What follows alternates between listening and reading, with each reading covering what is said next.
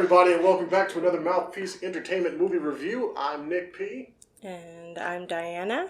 Shadon. Yay. And today we're going to be talking about a hidden gem on the Netflix streaming service by the name of... Arlo the Alligator Boy. Yay. It sounds as ridiculous as it sounds. Yes. Dude, it was so good. So let's give them a little rundown of what it is that they are actually in store for. Rashad? So, from what I can ascertain, no, it was actually a really good movie. You know, it was about this. What would you categorize him as? He is definitely a hybrid. Yeah. Hybrid. That's a good word. He's literally an alligator boy who. Yeah. He can talk and sing and. Yeah, so it's an alligator boy. You know, that's. He has essentially abandoned by his parents. Yeah. He basically has the same origin story as the Penguin from Batman Returns. Yes. Like literally. Okay, let me do this. So Arlo the Alligator Boy, he was found as a child, just like the beginning of Madagascar. A swamp witch adopts him and decides to bring him up, and he's like polite as fuck actually.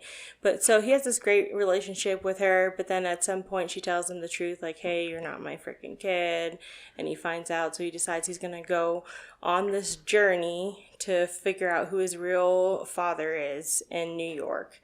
And that's the whole premise of the movie, is him finding his, like, real parent. Him finding family. Yep.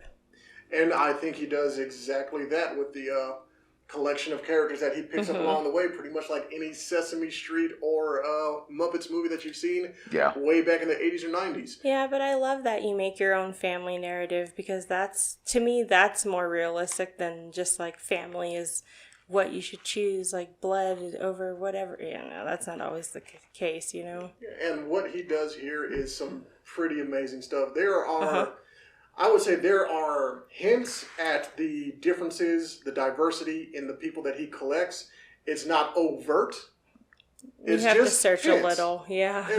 And I appreciate they're not even stereotypes, they're just tropes. And you know what? There is not a weak link in the bunch. I would have to agree when it comes to casting. Good. So the lead character, the guy who plays Arlo, is Michael J Woodard, and he was in American Idol. He was an American Idol contestant, and as we all know, it's the losers of American Idol that are actually the best. Yeah. And this guy proves it hands down. Oh yeah, he does. It's funny because when we saw it on TikTok, that's what got us to watch it in the first place, was this guy like praising it on there, and they were talking about how he sounds like The Weeknd, but I don't know, I didn't necessarily think that. I did like the music though. The soundtrack is phenomenal. The music through the entire movie is, like you said, phenomenal. It's amazing. Everything's catchy, it's relatable. It's just, the music is amazing through the entire movie. And I didn't hear one song that I disliked, and it was like actually hard to pick one that I liked the most, you know? So it was disrespectfully good. We listened to it in the car. We did. Just like your parents probably know every song from, let's say, like the Muppet movie, you know, moving right along, all that stuff. The generation that can listen to this, they will know every word of every song. And it's not really just like silly little throwaway BS that you'll get from a Disney movie. There's depth to the music. There's depth to the whole story of the entire movie. There's so much depth to it. There's no reason for it to be this good. And the thing that really just like wows me with this cast, because again, we have Michael J Woodard, we have Annie Potts, who, if anybody knows Ghostbusters, you know Annie Potts. Yeah. You have Flea. Yes, Flea.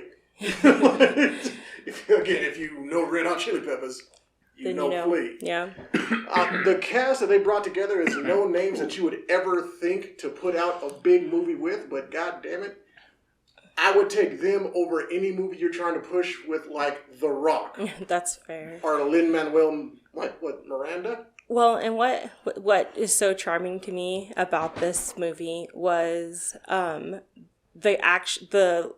the actual storyline and like the comedy in it, it's freaking hilarious and quirky. It's weird as fuck. The jokes are inappropriate sometimes for children. Yeah. Oh, yeah. But funny. They're really funny. Which makes And the it's rating still kinda something I funny. would watch with my daughter. Like, oh yeah, it was hilarious. Like, this is what I deserve. I can't help it. I needed to. I can honestly say I wish my kids were a little younger so I could sit down and watch it with them. If I watch this with them now, like I have all teenagers, so they'll look at me like I'm retarded. Like, yeah, Dad, you need this some is meds. corny. Like, No, they'll be like, yeah, music's dope, Dad, but really.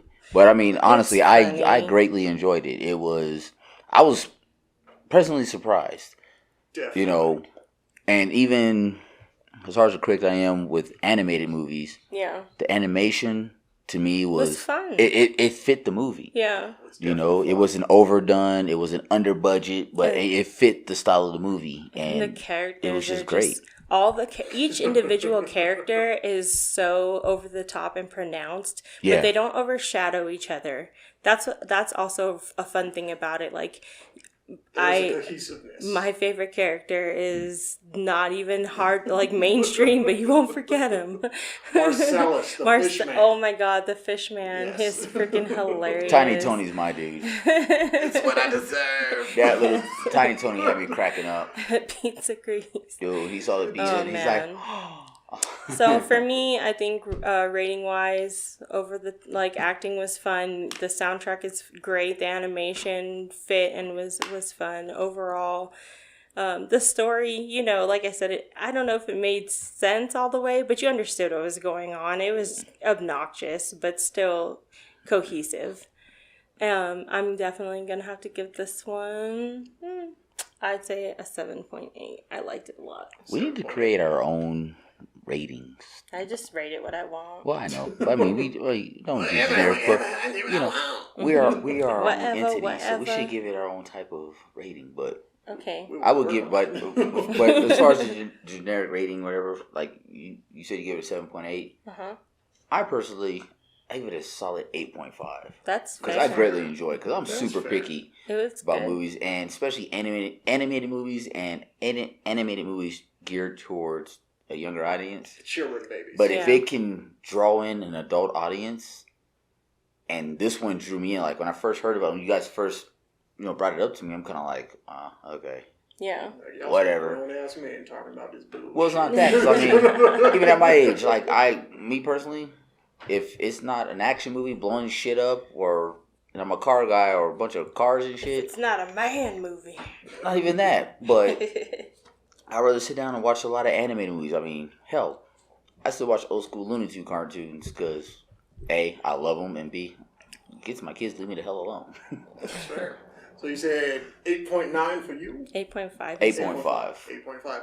I am going to say with the whole thing as a package and the surprise factor that, again, it was actually good. Normally when you see these movies coming out of Nickelodeon or even Disney, they're just so busy pandering not to children, but to adults. They're making these movies seem as dumb and ridiculous as possible. Like, say Dora the Explorer. Mm-hmm. Do you see the tractor? Bitch, it's right behind you. Come on. Swipe it now, swipe Don't it. patronize Swipe you, me. you big dummy.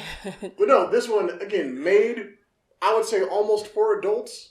I definitely would have to agree with you there. Yeah, I thought the storyline was steered more towards adults because it had a really I thought the it had a really comedy adult was more theme towards, to it. Yeah, it was like the comedy for sure. It hit the sweet spot that, again, the Muppets always do. Yep. Yeah. These may be hell cute yeah. and okay for children to watch. But you can still go on Saturday Night Live and have a good time. Exactly. So I'm going to say, for the story, for the surprise element of it, for the animation that went so well with the music, and oh my God, the visuals while they were singing the music. Yeah. Again, Disney needs to take note. I'm going to give that, I'm going to give it a solid 8. Wow. A solid 8. Wow. Wow. That's like super impressive for you. Wow. No, that's highly impressive for him. I know. And again, I didn't even like Soul as much as I liked this. I know. Okay. Soul was aimed at us. Soul like literally put me in a depressive state for like a fucking week. That movie like really. Because that's deep. So this movie really this is the thing disturbed about Soul me. for me.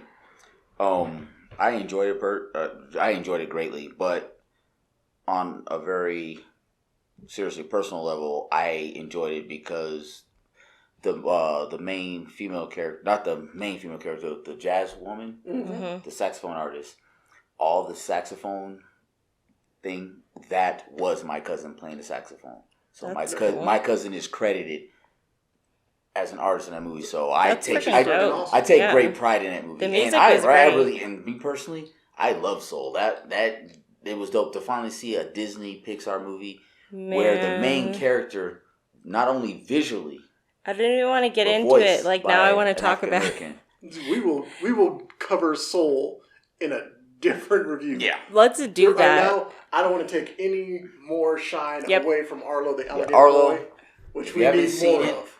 Arlo, if you have not seen it, please check it out.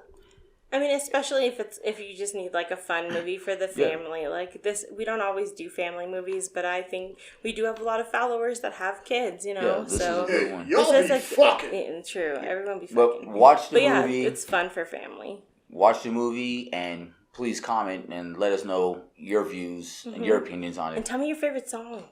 Definitely. And tell us why it's Wash the Hurt Away. All right, so that definitely might be mine.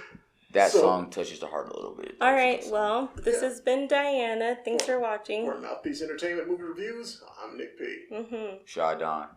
Bye. Peace.